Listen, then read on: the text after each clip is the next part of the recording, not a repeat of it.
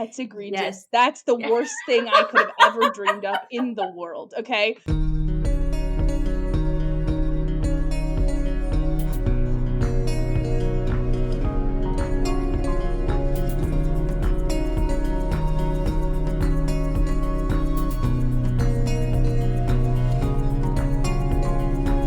I'm Sam. And I'm Allie, and welcome back to the Knit Ritz podcast. This week, we're jumping into a little bit of a lore discussion, regular reading and writing sort of check-ins. And yeah, we're going to talk about our favorite lore. We got a poem. Yeah. Reading check-in. How is your reading? I have good news and bad news. I'm just kidding. So I finished Moon Hatched. Mm-hmm. And warning, spoilers for When the Moon Hatched. Yeah, I think that the lore is good and the story is interesting. Mm-hmm. But I am wondering about the portrayal of trauma because at Mm-hmm. times it makes it seems like okay, like when Con first appears there and there's the truth tune in the cell over, she like doesn't recognize her and the truth tune's like, yeah, she actually has no recollection of you, right? So you think she actually doesn't know this guy, or he's some person that she's can't remember for some reason. So Mm-hmm. that's on one level, but then in other parts, but in other parts, it seems like her trauma is her just intentionally not looking at those things or intentionally not wanting to admit things. And I Mm-hmm. thought that could honestly be a little problematic because it makes it seem like people who have trauma are like could just push through, and I'm like, I don't. So, but I was also just I got really curious about like what is actually accurate because it could be a mix, and it Mm-hmm. could be that like maybe she has like I don't know if she has like DID versus PTSD, just like Mm-hmm. extreme, or maybe it's certain things at certain times. But it got me a lot of my wheels turning. I wanted to like try and like research, but I didn't. But but I was like wanting to research about that because that was my probably one of my biggest issues with the book.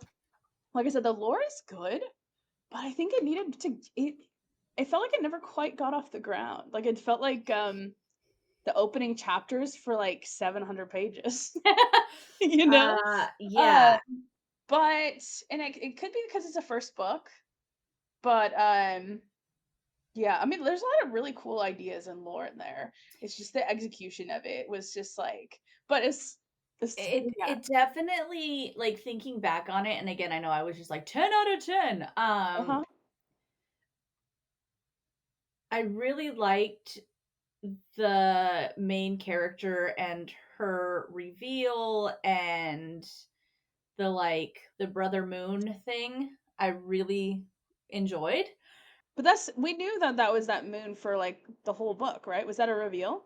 Yes, but we didn't know that it was her brother, right? We knew that Oh, the once we know past. it's Elwyn, then we know it's her brother. Yes, but that's what I'm Yeah, saying is, yeah, like, it was nice to see the foreshadowing of her as Elwyn yeah. is Mhm. the story of her brother, and, like, that's her favorite moon, and she's drawn to it, and, like, Mhm. and but then you're right, because then when her bestie is like, "Do you wanna know the story about it?" And she's like, "No, like, I don't." Yeah. And so there's an intentional ignorance. I mean, she was, like, I don't know, cocooned in a dragon for like 1,000 years or some shit, Yeah. right? So, like, there I is think it's that 100 years. for 100 years. Yeah, yeah. But yeah, I mean, I think that you're right that like the depiction of trauma is questionable as far as like, is Yeah. this a true amount of like amnesia, or is this a like Mhm. not that she's bringing it on herself, but the like, I don't want to touch that because I know it's going to hurt kind of a thing. And I think it can be done in either way very Mhm. well, but the way that it's done in that book is slightly. Or even combined, like maybe once she realized that she was Elwyn, then maybe at that point that then she didn't want to know more because she didn't Mhm. accept that she was that person. Yeah. That could be a combination approach. But instead, when you get the reveal that she's Elwyn, you get the sense that she already knew that and she was just ignoring it. But Yeah. yeah. But but I was just thinking about it because like there's a lot of stigma around like PTSD, like people with DID are constantly getting accused of being faking it and stuff Yeah. like that. So I was just like off on, I DID? mean, Remind probably me. no one, what? DID? DID, dissociative identity disorder. So Ah, like thank having you. split personalities Yeah, yeah. essentially. Mhm. Um, and it's like a very interesting, like, I don't know. There's a bunch. It's very discussed. Yeah. But anyway, I think there could be really interesting things done. But I just the mix of But those things. Plus, also, come on, they could not put off that conversation. I was like, she better have that conversation before the end of the book, and then she didn't. I was like, there's no way in hell. about the kid? Like the conversation that talks about at the end, where he's like, "We're gonna talk about everything, and I need to ask you things," and I'm like, is Yeah. something that Well, yeah, seems like because it should have been happened in that book. he knows that she has a kid, and so he keeps being like, "I need to tell you this thing, I need to tell you this thing," and she's like, "No, I really don't, though. You really don't. It's Oh, is totally that the fine." only thing? I thought he wanted to ask her like, "Why did you leave me? Did you really not love me?" Blah blah Yeah, blah, and like, yeah. but also his thing at the end, at the end section is really like the last like 200 pages was like talking about who she used to be, and then they never had that conversation, and I was Well, like, and then she doesn't even find it out, right? It's like his Vea, it's through Vea's yeah, perspective, yeah, that she but goes and finds this journal, so she has all the truth, and both Khan and what's mhm. her fuck don't have the full truth. Well, that's what made me question is like maybe she does know that that's how it went down because you can't really tell if she's intentionally ignoring the reality Yeah. or if she doesn't know the reality. Here's the thing, if she that is where I would be angry with the second book, is that if she's intentionally turning it away, knowing that she has a daughter, that wouldn't make any sense to me. As Yeah, and maybe that's just like my brand of parenting, but that wouldn't make any sense to me. Because I would feel yeah. like the second that I busted my ass out of a dragon, the first thing I would be doing is finding my kid. And because of the stakes of like the her who she's married to and like the possibility that he fucking sucks and he is Mhm. torturing or that she's in trouble, it's easy. Easy being like, "Okay, nope. I'm not going to go hang out with Khan. I'm going to go and find my kid. Thanks." Yeah.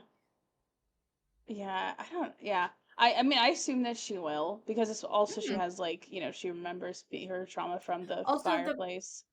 Uh, person who turned her into a fighter is now the person who has kidnapped her daughter? mhm.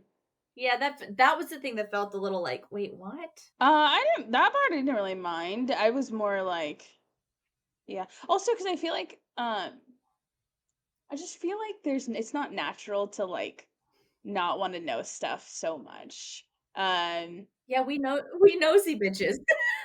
I do like it better if she did recognize Khan and Mhm. was intentionally still, but even that would be hard, really hard to pull off. It works Yep, better if she actually has no idea, yep, but yep, then she's got to want to know, like yeah, there's got to be a really complex and interesting way to explore why she doesn't want to know. yeah. Um, and but I think that's Well, really hard to do, and then insanely hard. well, or maybe make the, like, beast that's in her be a higher stakes, right? Because the Yeah, beast that's or in be more her interactive. Like maybe the beast comes out and says, "No, no, no, no, no, no," and nope, like takes yep. over. Or she's so afraid of what this beast in her can do that she knows, like, "I can't hear bad Yes, shit." because Like, then we have a things don't reason for it instead of yeah, yeah, because we're and in her head. now that is done in a different book that I have Don't read. don't I tell me won't. And spoilers. no, no, no. So something along that kind of like where it makes sense. Like, I don't want to open this door. I don't want to open this door. And it's not him or her saying, I don't want to open Hmm. the door. It's a voice saying, you don't want to open that door.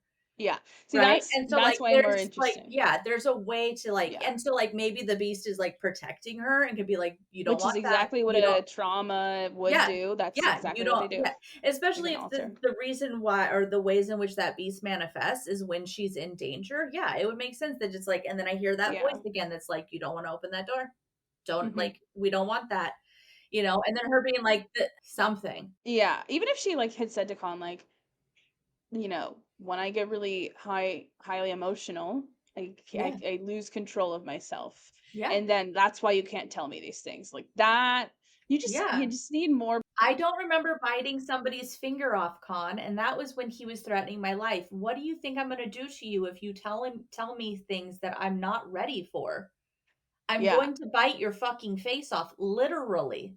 Yeah, I plus can't somebody control who the has beast something in like me. that is gonna feel, like, broken and ashamed Mhm. for having that Yeah. thing. So I feel like there was also not enough of those things, and probably because the other is beneficial to her because it makes her very effective at killing, which is, like, her top priority, but it's still, like, you know, yeah, I feel like a normal arc would be to feel ashamed or Feel like the embarrassed. other though was a little bit like Deus ex machina with her though. Like it wasn't really talked about, it wasn't really leaned into, and it was only Mhm. there to It be needed like, to be more present. yeah, it there needed to be like this needed to be a central part of who she is, as opposed to just being like, oh, and then like sometimes there's a thing that kind of happens, and really it's just like I'm talking to one of the Yes, gods. it probably is what she's actually afraid of all the time. Yes.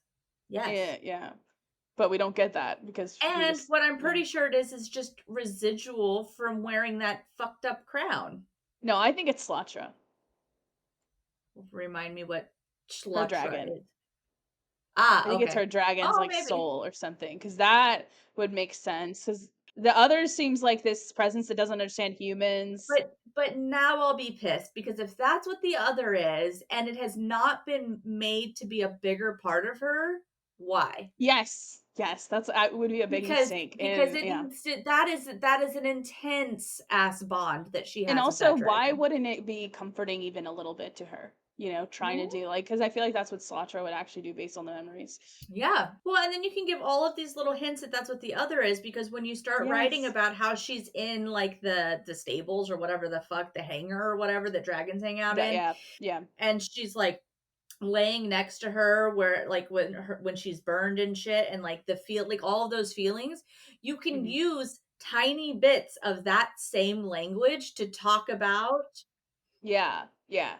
And well, and she already has some things like in that first scene where it seems like this other is not human. This other doesn't get humans. This other like that's I think that's where my personal theory comes from, but like yeah, but and then but my biggest problem okay, now to be fair, I did read it fast. Like it was still like some tasty junk food like but it felt more like junk food. Okay. Like, I'd say serpent is like a full meal, you know what I mean? Mhm, Like, mhm. even though it looks like junk food, but is actually Yeah, good. yeah, yeah, yeah. For, like, the things that first tipped me off about this book, the ending would have pissed me off regardless, but the things that tip me off are things that probably don't bother normal ass people, but it's like the exposition, which one day we're gonna talk about all this, but, like, when people say I see TikTok comments like this because I was looking this up on TikTok, and people go, "You just have to bear with the world building," and I will just say this right here, No, okay? you don't. There is no such thing as dealing with the world building because the purpose of world building is to immerse the reader. So if you're dealing with the world building, you are not immersed, and therefore there's no point. Like Yeah, the point is yeah, to bring people in. Like that's the only reason we want some other world is because we want to escape. So if you have to bear yeah, with it, it's not well done. And I'll say that in Crescent City's face because yeah. it's like I said, I question my sanity reading Crescent City after Throne of Glass because it it's like I would actually buy that she had it ghost written. That's how different and insane that world building is compared to Yep, everything else, yep. and I cannot believe that that's what that is. But the Moon Hash reminded me of Crescent City like that. I am so in my head about this right now because of what I wrote today and Mhm. this last week. Oh, I didn't get a chance to read the rest of yours yet, by the way, but I That's will. fine, but I took, like, what I had I probably had, like, 2 1 short and so, like, a 4 sentence and then, like, a 7 or 8 sentence Mhm. of this dialogue conversation, but it was exposition. It was literally like, "I know the history of your people, and it is," and Mhm. it was what it was. And I literally sat there and was like, "First off, I just wrote the history of her own kingdom and not theirs, so I didn't tell her them shit about what I just said I was gonna talk about, so I don't need any of that." But don't delete it, just put I it didn't somewhere. Okay, okay. and I moved things around and was like, "Okay, well, if I'm gonna," and I shifted the tone of the conversation instead of being like, "I know things." It was like, I mean, like, my parents have done a good job of doing the thing. It became more of an internal dialogue of like, Mhm. I really don't want to admit that I'm ignorant and being like, Yeah. "Well, I mean, I know that this is your king and I know that you have 5 courts." Mhm. Um, and I know, like, it's more of like a defense as opposed to being like where she's just like, Yeah. I know what my country says about yours, but I also know that there's people who migrate there every year. Like, can I read it real quick and just Yeah. like tell Yeah. me if it Yeah. sounds like wild? So it says, "You do not know much about the South, right? This is where Cormac begins, right?" And she goes, "I didn't want to admit my ignorance. My parents had educated us as best they could. I was proud of the way I thought we got a truer telling of Gradonia than my peers, but the truth was that even if my family didn't share the same visceral sentiments about the South, I was still blind to many of their ways. I know what my kingdom thinks of yours," I spoke softly. "They hate House Terea. They blame them for the blight in the North." I spoke about this matter of factly, keeping any emotions out of my words. Looking down at my hands, I continued quieter.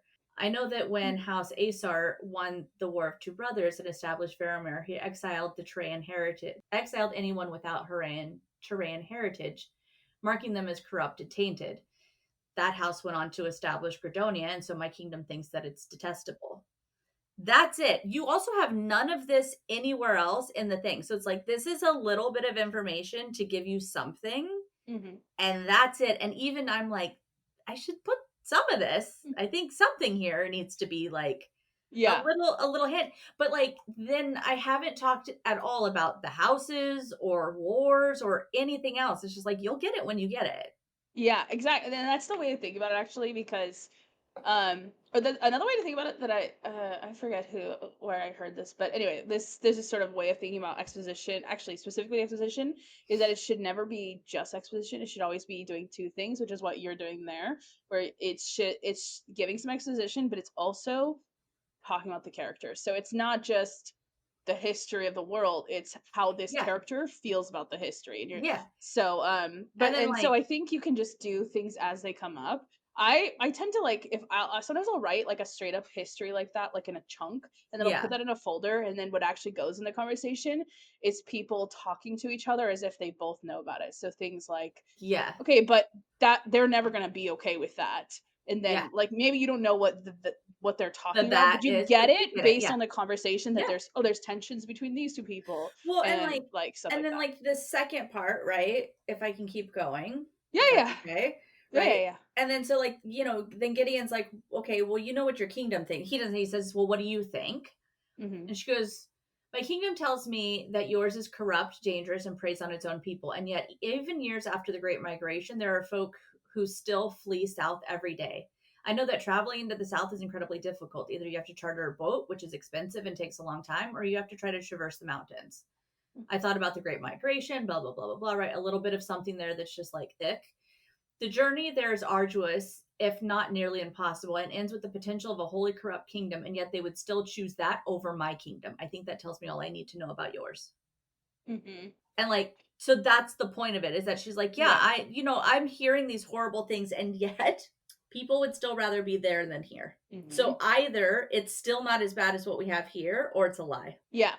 But Yeah. it's And not as that's explicit, and so like, I think it's enough. yeah, no, and I do like the tension that's there for sure. That's part of what keeps it like Yeah. going. And then she like says something that Gideon doesn't know about, and he kind of like falls apart, and she's like, "Why are you so upset about this?" And then, Mhm. then it shifts, and we're like, "Why is he so upset about that?" Yeah. But yeah, I think that exposition's hard. It would be It's very hard. easy for me to just be like, "And I looked out and blah, blah, blah," or "I read a newspaper and blah blah blah," or "I was reading my history book and it said," like, right? Like, it You would. know what I will never forgive?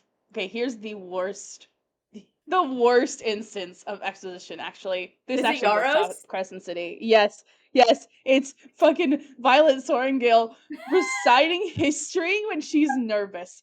That's egregious. Yes. That's the Yeah. worst thing I could have ever dreamed up in the world, okay? Uh-huh. I I can't forgive that. I will never read Yep. Yep. anything besides Fourth Wing from Yaros for that. I know she has a bunch of other books. But that's She doesn't. crazy. I don't think that her books live in the realm of romantasy, though. I think that Fourth No, Wing is I the think they're just first. romance or something. Yeah, yeah, yeah. Um, but Yeah, yeah. that That's is not. the worst. I also I'm kind of doing so in this story. that I'm just the new one I just I love that started. our reading always pivots to writing, and then we got to go back to reading, Yeah, and of but course. whatever. Well, we actually had a really it's probably too much of an in-depth discussion here, but anyway, it's okay. I think it's still good. Well, because I was thinking because I'm doing exposition, but it's exposition that I don't know what it's exposing. Nice. Like You're like, I because have a I'm story, but I don't know what it but is. I Yeah. don't have a story. I'm pantsing it. So like I'm Nice. like sort of it's like I'm pretending that I'm overhearing a conversation Okay. and creating lore from what that conversation has. That's what like in this document, like Yeah. um, like I was like, I don't know, I made up this like realm, but like I didn't like talk about it. They just appeared in it. And I just had them walking through, but like I'm trying to find some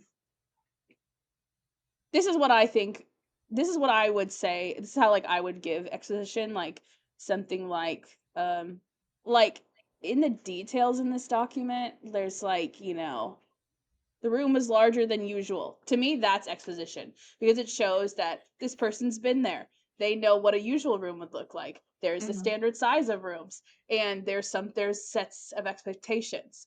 And then like when she notices that there's whispering, she she's like, "Oh." Well, she doesn't say anything, but she's noticing the whispering. Then she goes to the window and she's able to manipulate the window and push it like down to the ground like what you couldn't do in the physical world. And she goes, oh, "Okay, this is we're in a dream world." Because this dimension is either memories or dreams. And so because she can like stomp the window down, she's like, "Okay, we're in a dream world." But I swear those whispers were real. Because in a memory, the whispers are real and you could hear what people say. And but but so anyway, so that's like what I would consider Okay. exposition. But it's Okay. literally like, you don't really get that. You just get they peered around looking for a door. The room was larger than usual, chairs cramped around many small tables where shadows flitted in and out. A breeze from an open window held fleeting whispers. Mina walked toward it, seeing the gleam on the windowsill as she approached. Over here. She swung a leg through, and then she was able to push it down, and Mhm. that's like it. But um, it's also it's an entirely different type like way to write because I don't know. I had her stomp the window down. I was like, "What does that mean?" Okay. And, Yeah. I don't know, it's really weird, it's a really fun this is the least I've ever known about a story before writing. Nice. Like, I go in head empty. I have found that the more that I write and think about my story, the more stories I want to write. And that is wild to me. I have never been like just a Mhm. head full of stories, right? And, Mhm. I'm slightly narcissistic. And so, like, I can fucking daydream about my life and choices and replay and all the things, right? A little narcissistic, a little ADHD, all the things.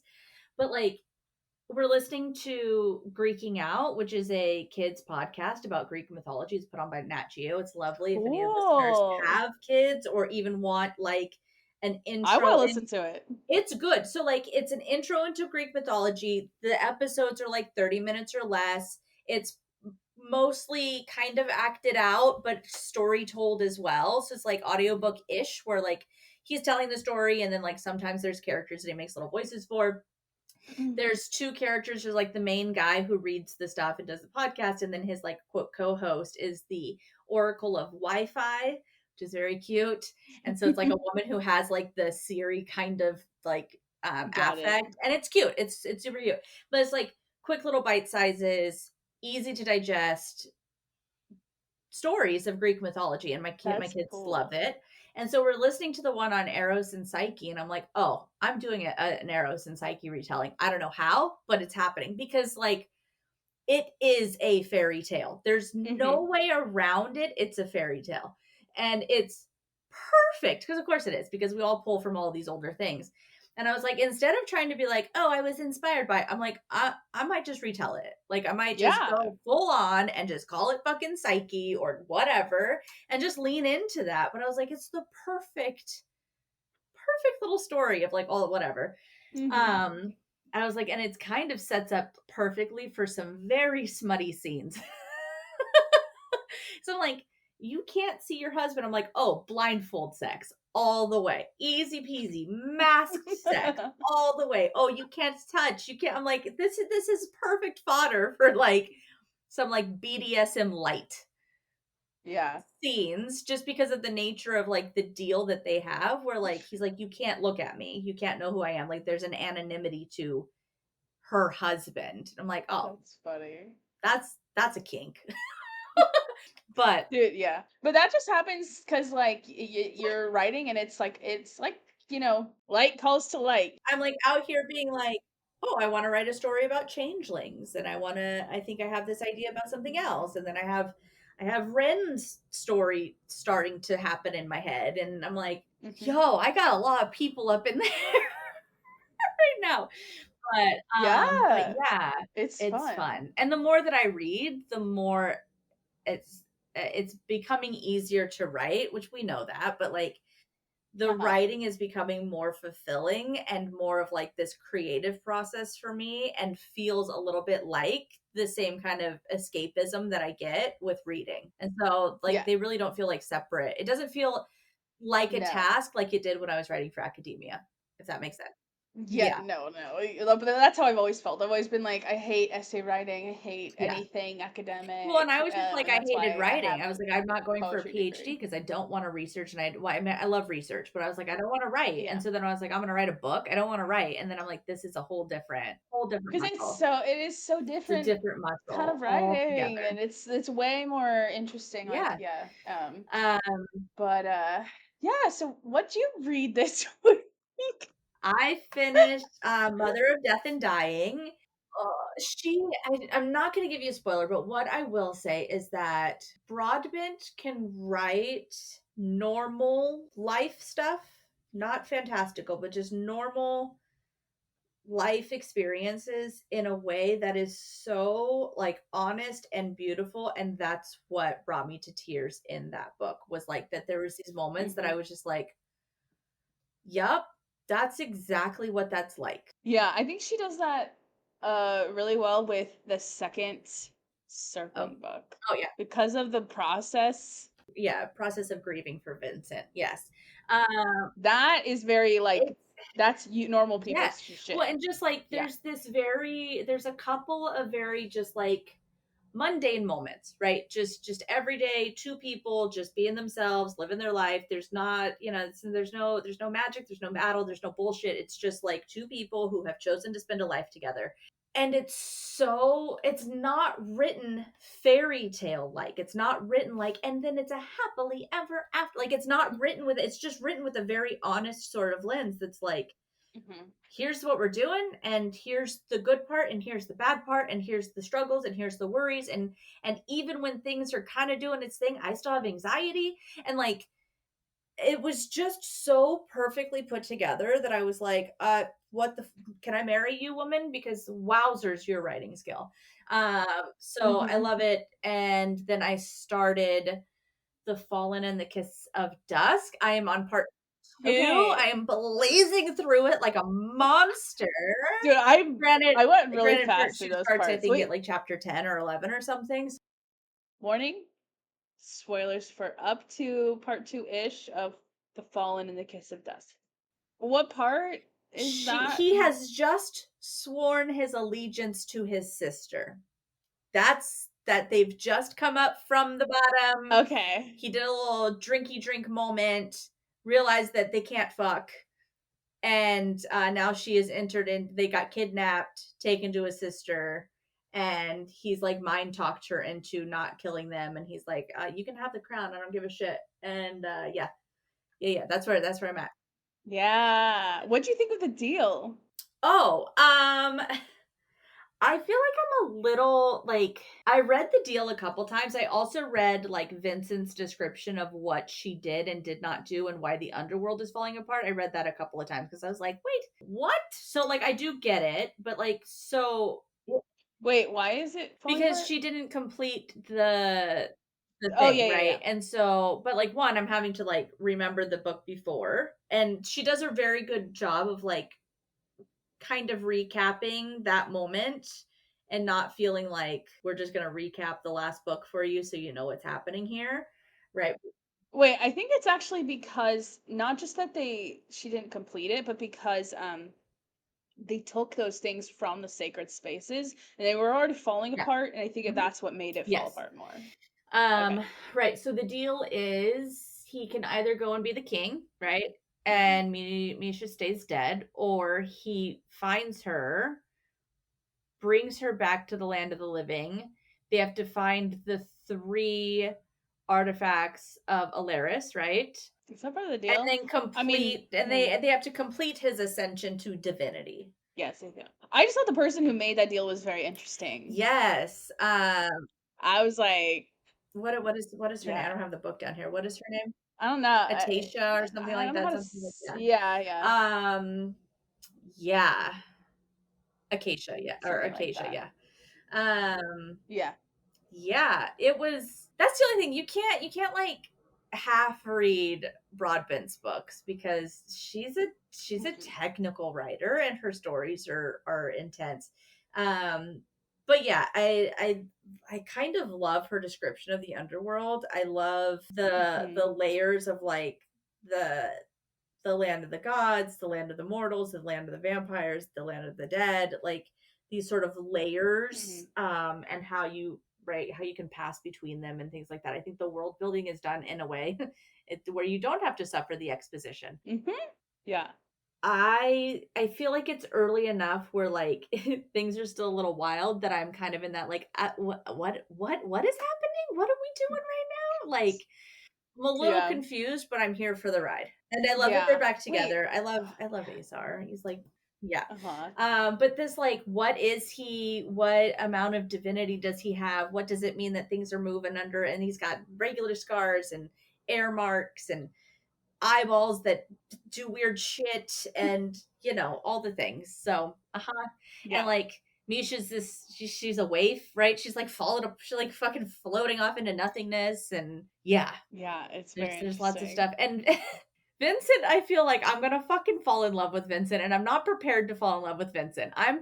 Like, not that I hated him as like a villain or even as who he was in the choices that he made in the first two Serpent books, but like he's not the greatest, right? And like he's supposed to be this problematic character with a very problematic relationship to Araya and Rain, and like the secrets and the him being a king and having to keep his title and his kingdom and like the all of the stuff. It's complicated, right? It's not an easy like I just want to like this guy because that's not who he is.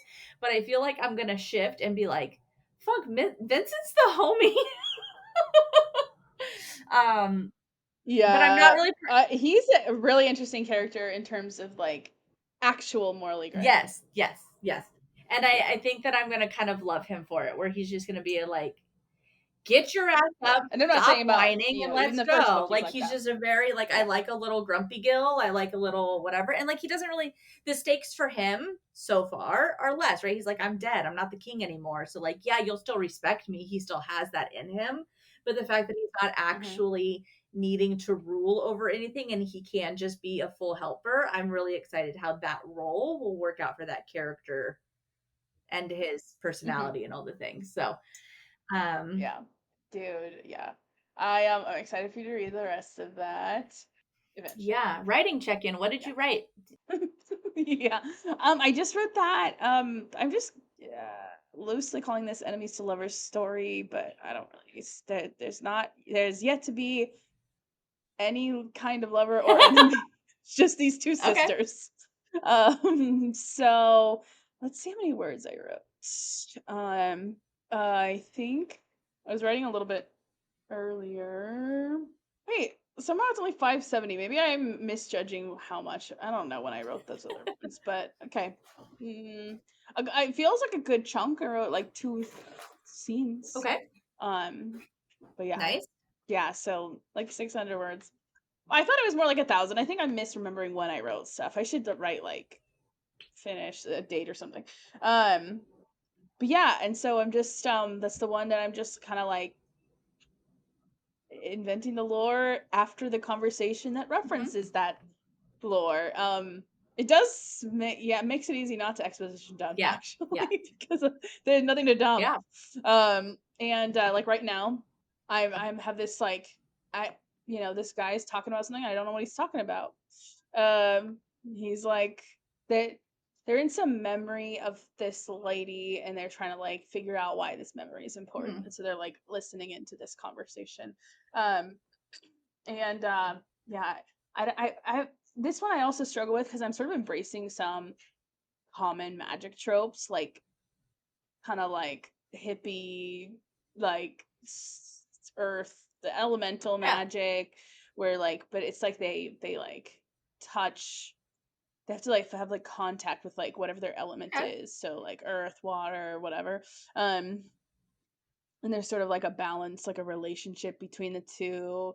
And then I'm like, but it feels like the kind of story that's gonna like have like a council of witches, but I don't want to do that because it just feels so lame and tired. And but also I don't know, but I kind of just it feels like it's going really traditional vibes, and I don't really want it to. Okay.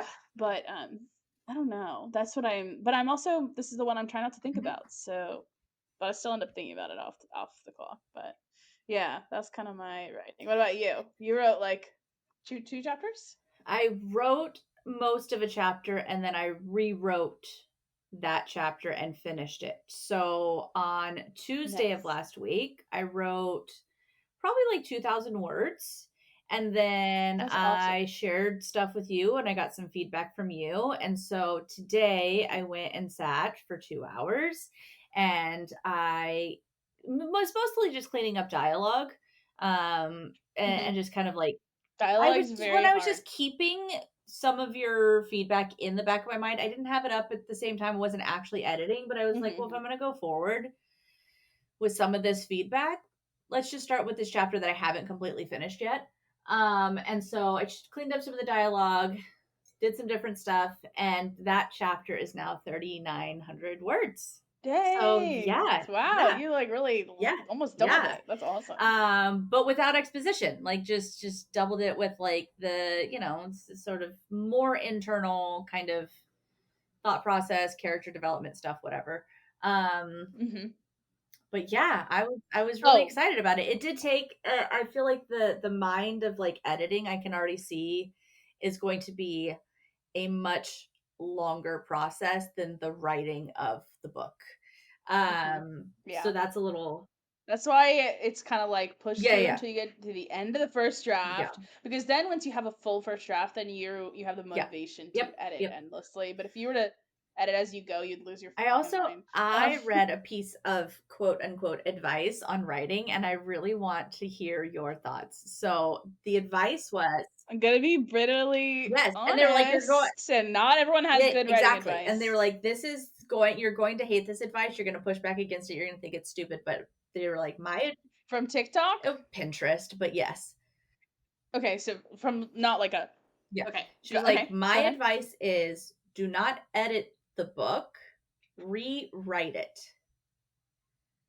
She goes, so print it out, do a dual screen, whatever. She goes, and open up a new document and sentence for sentence, rewrite every line and edit as you go. A whole new being. And I said, what the fuck? Okay. Okay. So I actually give that advice to my normal like college freshman students, and that is because you write the first draft, you learn a Yeah. bunch. Students fall in love with their two sentences that they spent a long time with doing initially or something, and then it just gets in their way because it's way easier to just like, and also if you like something you could just write it exactly the same Exactly. way. Yeah. You can just copy Yeah. and paste. But like usually you actually your brain has conceptualized so much more. When you go to write the second draft, you'll write way better Yeah. sentences the Yep. second time. And also any kind of exposition that's too heavy Yep. handed, like well, also, yeah, actually, you got me thinking about the moon hash again. I will say a lot of her problems could be solved if she wrote in third person, because then it's a Yeah. mystery why she's being like this instead of we're in her Yeah. head and it might as well be third Yeah. person. So yeah, anyway, so and actually you can do a lot in first person for exposition. Um, but anyway, So, yeah, I would say that that's probably good advice. Like, I've never written a full well, I I mean, have, I'm nothing I would, like, actually edit, but that probably would be quicker, yeah, actually, and that's what I than said. a It was line like editing. it's actually they were like it's fast. It just feels Well, more and she daunting, but it's goes, not. "It feel" a she, I'm just assuming it's a she because 'cause I'm reading it and I'm a she. Yeah. But they Mhm. were saying, like, Fair. it's a faster process because you get so much, like, cleaner work the second pass through that you don't have to do Yeah. a 3rd and 4th and 5th edit. That, like, you might have to do a Yeah. 3rd edit or whatever and clean things up. She was like, "But really, like, you get such good revision doing it this way that it takes that Mhm. revision process and shortens the how many times you have to cycle through." She was like, "Also, Yeah. you'll read things and realize you don't need entire paragraphs. You just don't retype entire Mhm. paragraphs." Or that, like, she was like, "It's very easy to get attached to something when you don't have to rewrite it. You're just like, oh, it's fine. I'll leave it there. I'll leave it there. I'll leave it there." And then Yeah. here you are again on a second one, having to go through it You're like, "Is all. this worth all this?" Exactly. And so she was like, "I know that it sounds insane, but it's actually the best way to do it." And I was like, by Yeah. the end of reading it, I was like, fuck it, I'll do that. Okay. Like, if that's going to make it Mhm. a good quality book, and that's a process that makes sense, and it's going to actually take the revision process from a, say, a 4 edit phase to a 2 edit phase, I'm fucking here Mhm. for it. Yeah. Although there probably still will be 4 Sure. edits, But but you know yeah. what I mean? But Or it like maybe it's 4 versus yeah. 8. Yeah. Yeah. But I also think, like, a good pace would probably be like a chapter a day. Yeah. Let's say you have 80 chapters. That's 80 Yeah. days. And you could easily rewrite a chapter. Plus, when you read just like let's say like this is how I would do it. I would read the chapter that I Hmm. had, and then I would think what I would probably be a nerd and like write out what is the purpose of this chapter within the larger Hmm. story. Okay, it's building this kind of connection because these characters need to do this Yeah. together. So by the end, that's where their arc needs to be. So here's we're giving a little piece of that. It also needs to establish this thing, and we need to have these characters meet. I would like sort of write it like a what is the Yeah. purpose thing, and then also go, okay, now what does this do in terms of like vibes, and write like little Yeah. things up for it.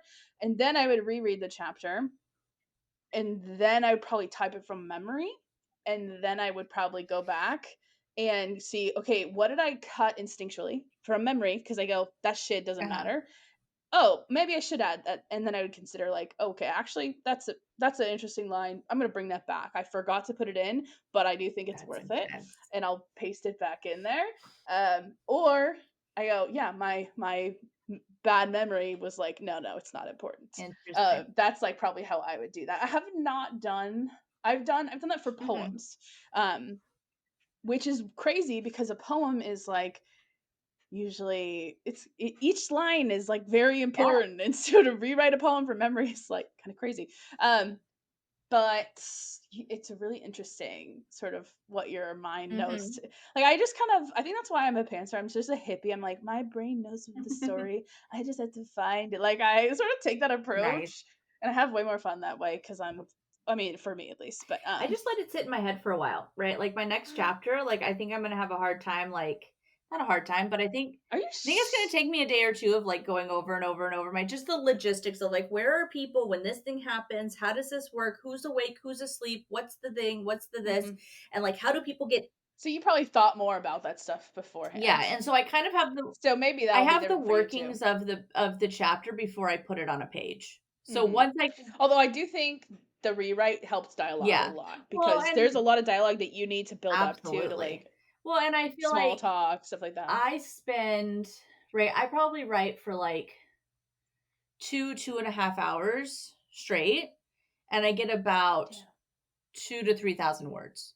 And I'm like, if Damn. I could Okay. just set aside 2 hours every day, Mhm. I could barrel through this thing. It's gonna need to Yeah. be cleaned up and all the things. It's just finding 2 hours every day.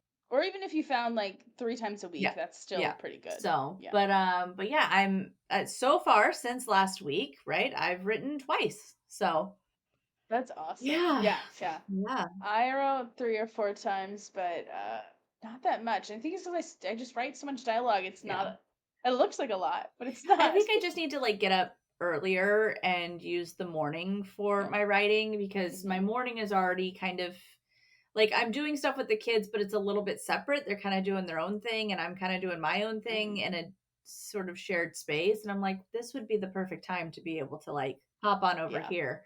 Cool. Yeah, that's the goal. But yeah, so I am at over 30,000 words now.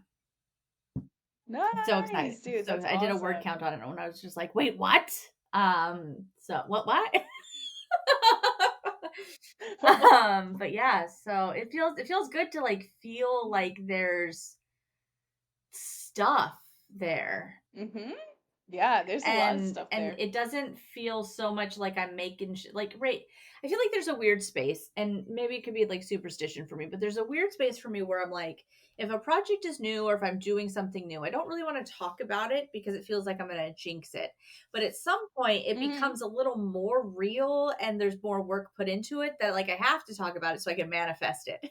And I think I've made Mhm, that shift mhm. where I'm like, I'm not going to tell anybody I'm writing a book because I've had 2 chapters. I'm not writing a book. I'm playing with a book.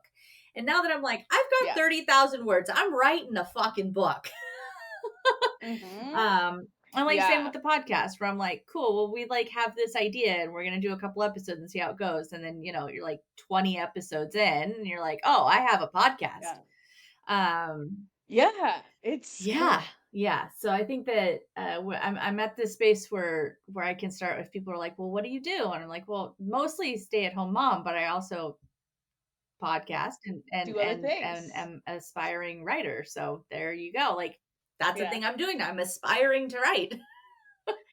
I've been an aspiring writer for so long that I do not tell people when I'm writing stuff now Yeah. because I mean, I tell like my writing Hmm. friends, that's kind of it because, I've had 45 half finished poems for a long Yeah. time now and I haven't done shit Yeah. with them. So, So it feels weird to but like I do say it. Yeah. understand Yeah. that. Yeah. Yeah, because I mean, I've been like this for like 15 years, Yeah. Yeah. So Yeah. like we don't always get results, but I think you're already more successful. I mean, to be fair, it's been a long time since I've tried to write fiction Yeah. because I was like, for a while, I was like, I'm not a fiction writer, I'm a poet, like, and I just fell into Hmm. that world.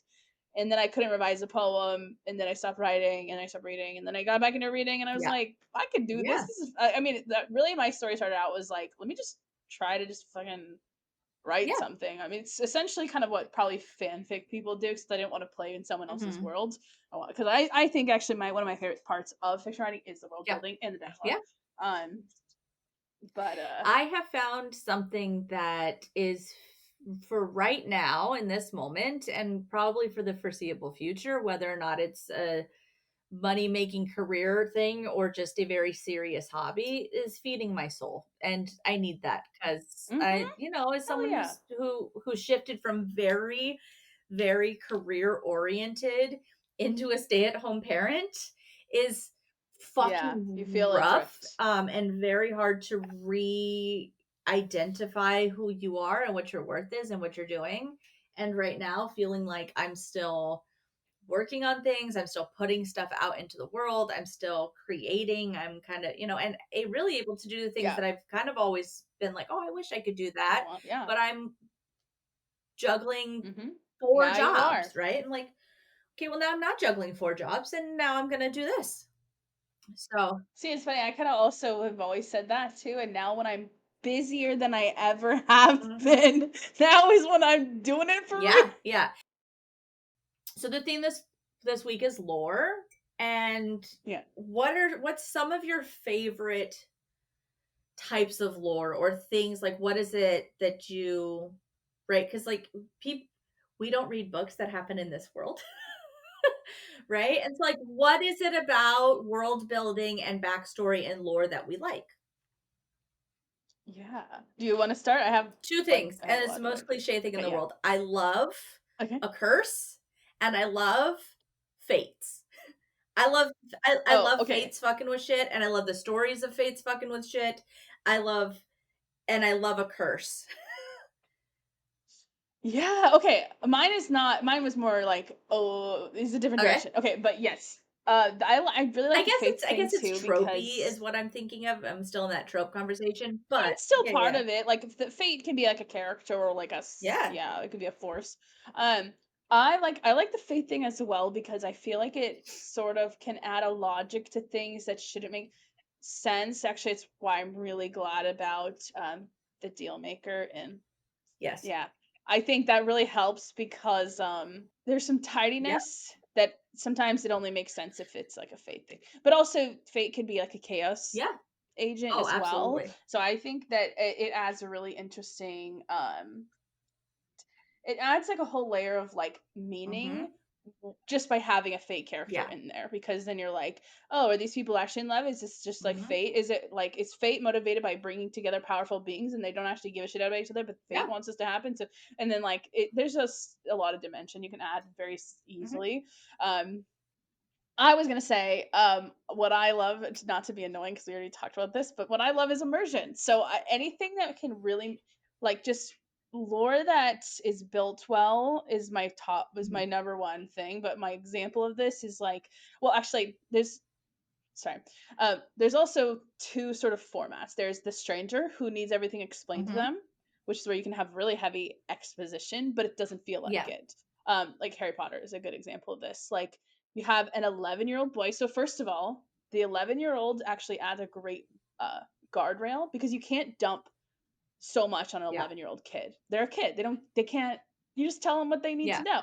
So by nature of the fact that you're talking to a kid, you're going to have a better balance of exposition, but also kids love to go, what's that? What's that? Mhm. What's that? And so you get this like really interesting, plus you get the childlike Yeah. wonder of like an 11-year-old. So when he goes to Diagon Alley, instead of it being it's like sort of the most exciting because of the age of the Mhm. character as in like and I think in terms of immersion and like building it out, obviously it's one of the most well known stories of all time. But I think like there is something about having a character who's actually a stranger because it makes sense to explain things to Yeah. them, and then the kid aspect, and and then also it's like a world within our Mhm. own world. So there's a lot of oh, that's a bank, but instead of what you know as a bank, there's goblins, there's dragons, there's like, Yeah. like so it's a really interesting structure. Whereas actually like something like Crescent City, I think has cool lore, unironically. But what's the problem? I think this is the biggest problem. The person is from Yeah. there, so they know everything. Well, and And so that's instead, they're just explaining it to a yeah. reader who's not supposed to be there. We're supposed to be in her head, but she's instead. It might actually even work better as a frame Yeah. narrative, like sorry, like someone telling a story to someone Yeah. else, because then you get a reason to explain things. But instead, we just go, "This girl is." Telling us everything about her world in her own head. This doesn't make Yeah. any sense. Well, and Or it's through weird why dialogue. ACOTAR works is because Feyre doesn't know Yes, about there is yeah, a yeah, she doesn't stranger. know. Yeah. And I'm just like, that's the easiest way. Like, Yeah. it's really hard to do. That actually, Moonhatch is also, if that was third person, that also gets around it. But also, if this, some things work really well because she doesn't Yeah. remember stuff, and then some things are like weird. But Yeah, that's the one I'm yeah, leaning it's into is the fact that my main character doesn't know about the South, and so she has questions, and yeah, she's gonna see it for the first yeah, time, because it's and normal yeah, to and be like, "What ask the fuck is this?" Yeah, questions.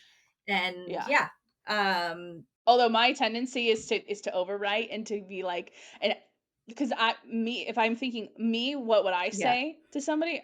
Well, I have a podcast. I can't shut the fuck up.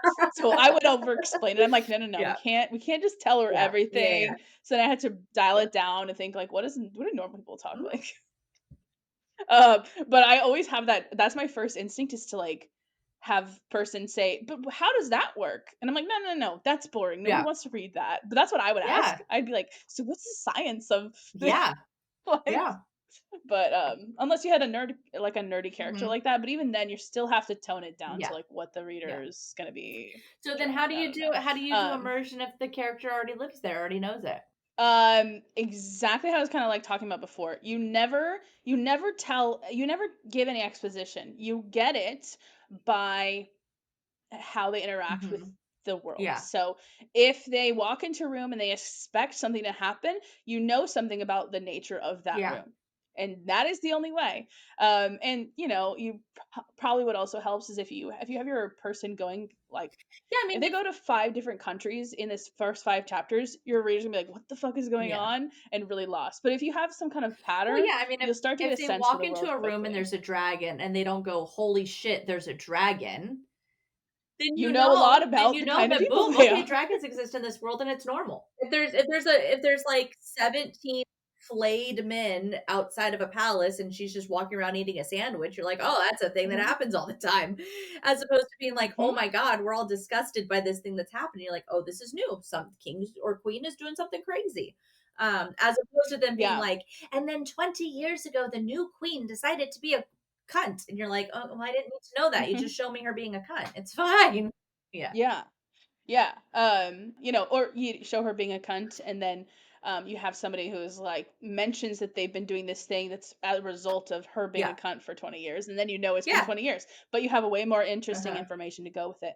Actually, I think one way to do this is that the Moon Hatch does this well. Good exposition is when she's like at the little club where she's singing with that Yeah. person. You get a good sense for how that underworld operates, based on what she doesn't tell us, just the Mhm. interactions. Okay, it's normal to bring in these people. It's normal for people to treat them this way. It's normal, like the singer. There's a lot of Yeah. interesting things that build pretty well Mhm. from there.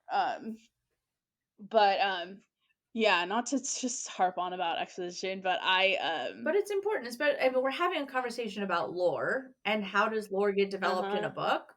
Through exposition, right? Yeah, and I'll also say like just having like that sense of wonder is a really hard thing to Mhm. do.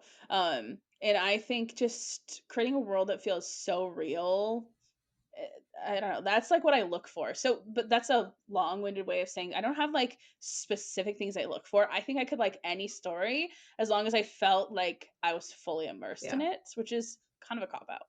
It's not though. But I do love if you could throw out things, and I love fates. But also you can't have fates in every story. Yeah, no, you can't.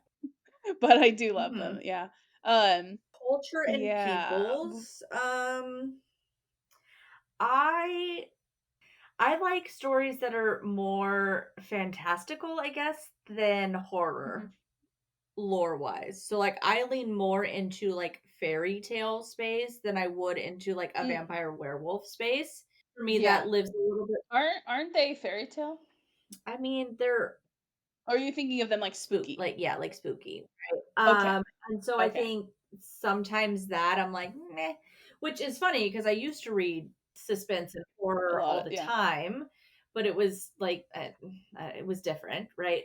It wasn't Mhm, paranormal suspense, or it was like, or at least not it wasn't mhm, vampire and werewolf, it was like fucking, serial killers and yeah. axe murders and shit. Um, but I don't know, it's so hard to like try to think about what do I like about I love a religious system that is new. Mhm, I really love learning about mythologies, but that's because I mean, I did religious studies major, right? So like yeah. any new mythology, it's great. I'm here for it.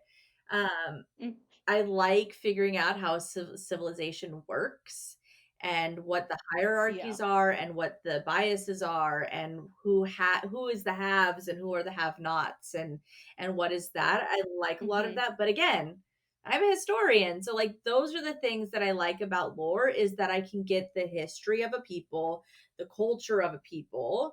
I don't really care what that history or that culture is. I'm here for it. mhm. Yeah, and I think yeah, I don't have specific preferences in terms of anything either, but I feel like so many people just default to like clans and city, or like wild people and civilized people, or This like is I don't true. know.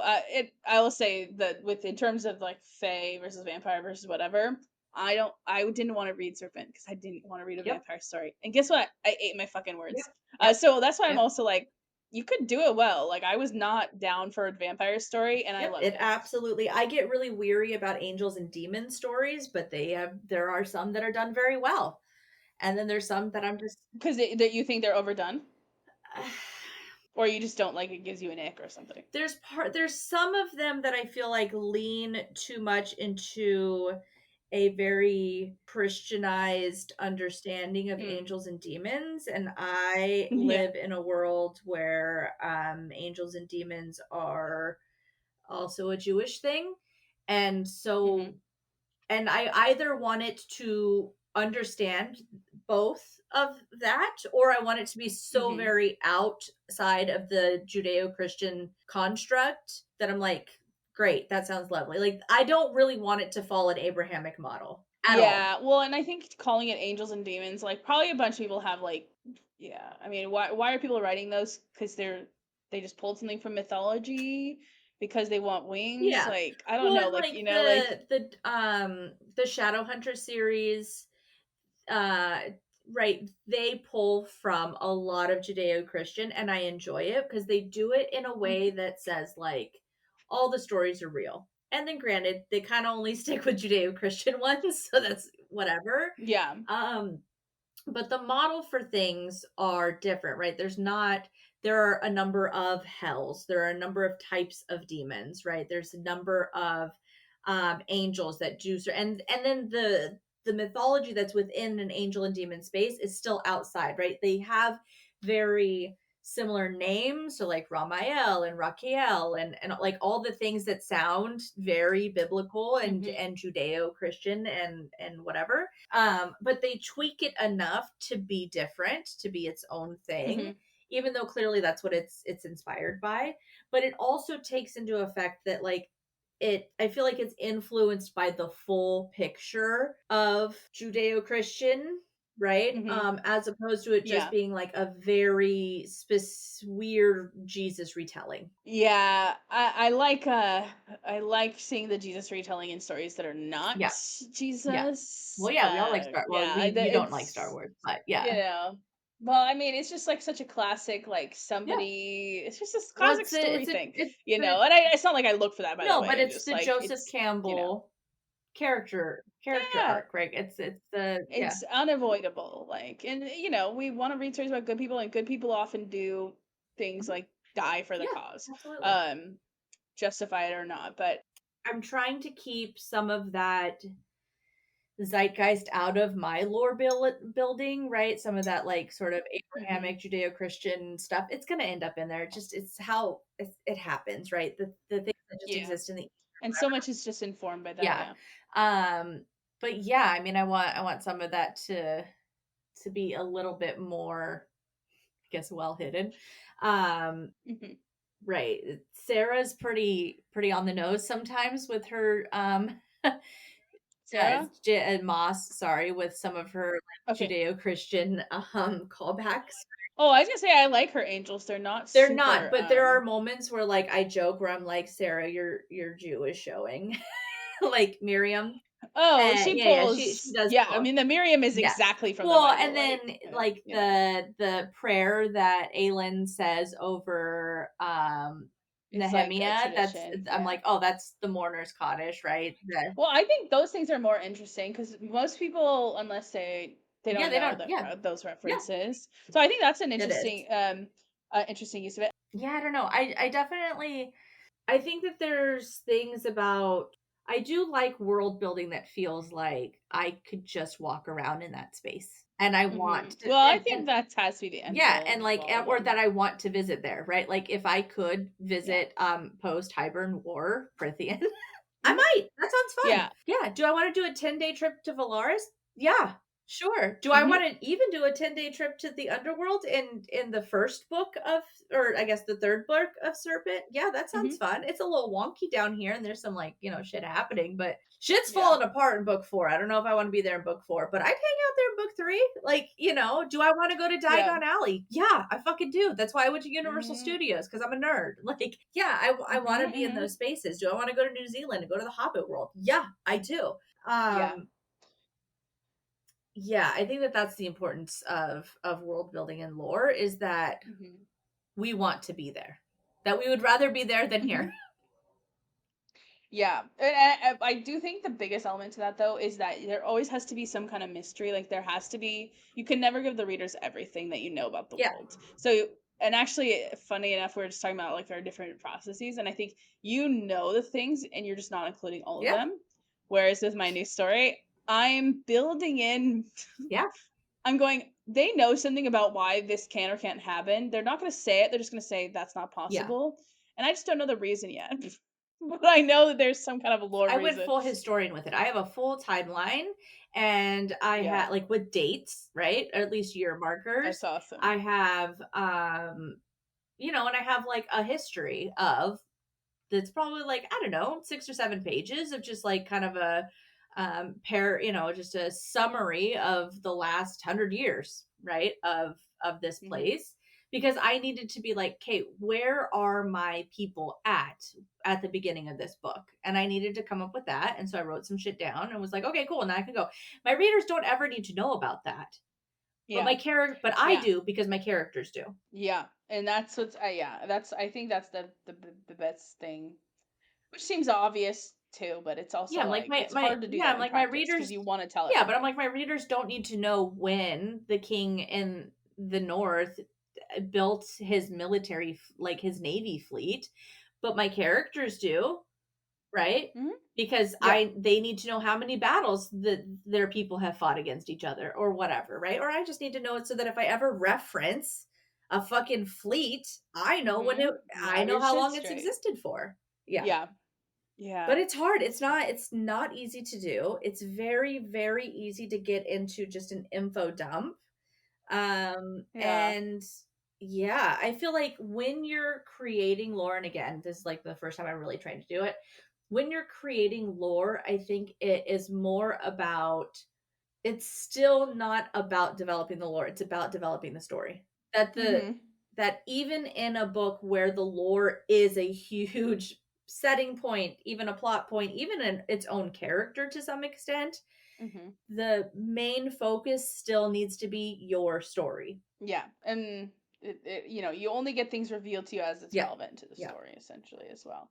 Um But it's not easy. It might be the yeah. hardest part. Is Yeah, it not just being really like, and when I was 8, I remember. You're like, that's not how that works. Nobody thinks like that. Yeah. yeah. Also, I have a there's a lot of characters who had something happen at 8 years old in I'm Serpent. just yeah. So we're just gonna put that on the back Yeah. burner. Yeah. Yeah. That's yeah, theory's cooking on Yeah. that. But yeah, in terms of like yeah, and there's so much to this is probably not a discussion that you could even fathom to have in one episode, but I feel like every one of these like sort of every time I think about like lore, I just think something new. I just want something Yeah. new because I feel like there's so much, and sometimes people can tell us like I did not want to read a vampire story, and it's not new, but like it was new because the art is good, Yeah. like so you can always make it Yeah. new, Yeah. but it's just I don't Yeah. know, it's hard to do It's that. well, and it's even Um, hard to create it, right? Because like the lore that I'm creating also lives under like there's monarchies, there's warring kingdoms. mhm. One Like how are you not gonna have warring one factions? kingdom is Like made up of courts and one is made up of houses and it's all kind of just a recycle of the bullshit and I'm like, "All right, well, we're just going to recycle some bullshit and try to be original in some places and we'll figure it out as we go." But yeah, I mean, yeah. it's hard. I think being extra critical of your work too, like not to the point where you become debilitating, but being open to your own Mhm. criticism of your work and also being open to like the criticism of readers Mhm. that you trust to read your work makes the process less daunting, I guess. Mhm. Um yeah, and I've gotten to a point, right, where I love my characters in a way that like is semi real humans, right? I'm very attached to them. Mhm. I'm very attached to to their story. And Mhm. so I want to tell their story well. Because even though they're not Yes. real, I feel like at this point I'm like I owe it to them to just tell their You story gotta do them well. Like yeah, justice. like I love them and I need for to do them justice. Yeah, exactly. Which is such a weird fucking feeling for people who Yeah. don't exist. They do They do exist. exist. Yeah. Yeah. Yeah. Yeah. Um, yeah, it is very interesting, but Nice. Do you have a poem for me this week? yes. And I'm sure we'll tap back into the lore discussion Yeah, yeah, throughout yeah. because we just can't we can't not. Um, This is a lovely poem that I love. It's a slight trigger warning, but it's not something crazy. Sorry, I shouldn't say it's nothing crazy, but it's like it's anyway. Um, there's a mention of Okay. suicide. Um, but yeah, this is by Jericho Brown, and it's called Another Elegy. And alternate title and or it's part of this title. Sometimes those are either way. Um, this is what our dying looks like. This is what our dying looks like. You believe in the sun. I believe I can't love you. Always be closing, said our favorite professor before he let the gun go off in his mouth. I turned 29 the way any man turns in his sleep, unaware of the earth moving beneath him, its plates in their places, a dated disagreement. Let's fight it out, baby. You have only so long left, a man turning in his sleep. So I take a picture. I won't look at it, of course. It's his bad side, his Mr. Hyde, the hole in a husband's head, the O of his wife's mouth. Every night I take a pill. Miss one and I'm gone. Miss two and we're through. Hotels bore me, unless I get a mountain view, a room in which my cell won't work, and there's nothing to do but see the sun go down into the ground that cradles us as any coffin can. I mean, it doesn't make me want to vomit like last week's. So there's that. Last week's is so bad. This one I think is so strange and beautiful, and it's a Yeah. good example of like the kind of thing that at first glance you might think this is like one of those poems that's like hard to understand, but I always tell people like it's there's nothing to get. If you had a feeling, you got it. So, like Yeah. sometimes poems are it creates an effect just by hearing those Mhm. words. And also when you go back and look through it, you see a lot of really interesting moments. And I think the narrative really emerges when you read it a couple Yeah. times because you start to go, okay, this is all about a suicide. This is all about like existential Mhm. dread. Mhm. Um, And trauma. There's some trauma in here too, yeah. right? The like I take a pill, I miss when I'm gone, I take two, we're through, hotels bore me, right? Like that seems like some dealing with the aftermath of beginning part of Yeah. this poem. One thing that so I mean you just said it again, and I think that you've said it before, but like right where there's nothing to get, did you get a feeling? Then you got it. And I think that that's something that I'm Mm. coming to realize. And I was never taught in that sort of straightforward words that that's what poetry is. Don't get me And started. every single time I've ever really read a poem, there's a like a something that happens, right? There's a feeling. Uh, And and then yeah. and then it's like, okay, but what does it mean? And what's the this and the da, da, da, and like break it apart. And like you can do that. That's fine. I mean, we do it with other books and we are unhinged sometimes with how we dissect Uh-huh. things. And that's But the fun. idea that, like, what I'm supposed to get out of poetry is that moment, is the It's an is the experience. feeling, is the and, like, for some of this that, like, ugh, right? Where it's like, "Always be closing," said our favorite professor before he let the gun go off in his mouth. That was the moment I was like, "Oh, that's rough." That right there, I'm like, "Oh, the poem, I got it. Okay, like, this is what poetry is supposed to do." Mhm. And thank you for showing me more poems because I get some of those. Like even last week where I was like, that makes me want to vomit in my mouth. Thank you for that. But that's It gave you it a was a feeling, an feeling and the experience. feeling stuck for a Yeah. little while. Um, Yeah. but yeah, and I don't think that it always has to and maybe shouldn't always be like a pretty like love, No. soft, touchy feely thing. I think the more effective or interesting poems that you've shown me so far and I've read in the past Mhm. are ones that have me do this like whew, okay, like where the fuck is this going, right? Like that's yeah, Mhm. Yeah, I love that, I turned 29 the way any man turns in his sleep. yeah. It's just like because there's so many like sort of layers I like I that I don't know. really I get like a sense of like dread yeah, I of really just like what is I really life? liked this. Like, so I take a picture. I won't look at it, of course. It's his bad side, his Mr. Hyde, the hole in a husband's head, the O of his wife's mouth. And I was like, okay, okay, Yeah. yeah. There's like this is lovely in a fucked up way. Yeah. In a In a fucked up fucked up way. way. Yeah. Well in the last line, like the sun going down and like the mountains cradling. I don't know. There's really interesting just yeah, I mean just the feeling of it's it's like, yeah, it's like a depression problem. Like Mhm. there's the precariousness of like sort of passively being like, if I miss 2 pills, my life's gonna be turned upside down. Yeah, Like, yeah, there's like that kind of knowledge, but then also like this, yeah, that sleep line really gets to me every time because it's just like, yeah, I'm just mhm, aging, dying yeah, slowly, and nobody yeah, cares. We're just turning in our yeah. sleep, um, Or when you're in and such a deep depression that you don't notice things, and it's like this person in such a deep depression that they don't realize it's their birthday. Right? Birthdays are things yeah, birthdays are yeah. moments of celebration. Like you go out and you call your friends and your friends call you and it's even if it's a Mhm, fucking bullshit birthday, there's still that like, hey, today's my birthday, you know? And that and just mhm, being like, I turned 29 as someone turns over. Like it's not there was nothing ceremonious about it because of trauma or mhm. experience or depression or whatever. So Yeah, well, and it is following the suicide lines, so it's like, maybe it's a direct reaction, like because of mhm. this, but I also just kind of think of like the way that it's sort of just said, like, yeah, he let the gun go off in his mouth, and then follow. It almost feels just like a bunch of things that should make me concerned that I cannot Yeah. feel, like, Yeah. like it has like almost like a list poem Yeah. quality to it, and I don't know. Every time I read this poem, I'm like, there's more stuff here. I don't know. It's just interesting. And then the last part with like, a room with a mountain view and that cradling line, just like it kind of mystifies me Mhm. every time. But I don't know. Yeah, that's to say I teach this poem.